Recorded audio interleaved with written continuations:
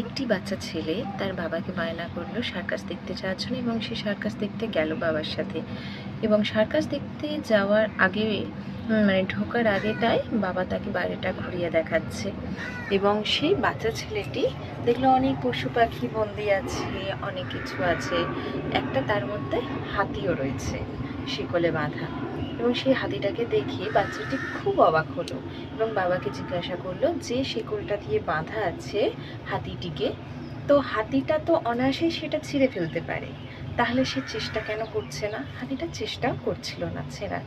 তখন বাবাটা সে হাতির মাউথকে জিজ্ঞাসা করলেন যে কেন হাতিটা এরকমভাবে চেষ্টা করছে না, এই শিকলটা তো সে অনায়াসে ছিঁড়তে পারবে। তখন হাতির মাউথ বললেন, যখন হাতিটাকে ওখানে নিয়ে আসা হয়েছিল তখন খুব ছোট ছিল এবং সেই ছোট অবস্থায় এই শিকলটা দিয়ে তাকে বাঁধা হয়েছিল।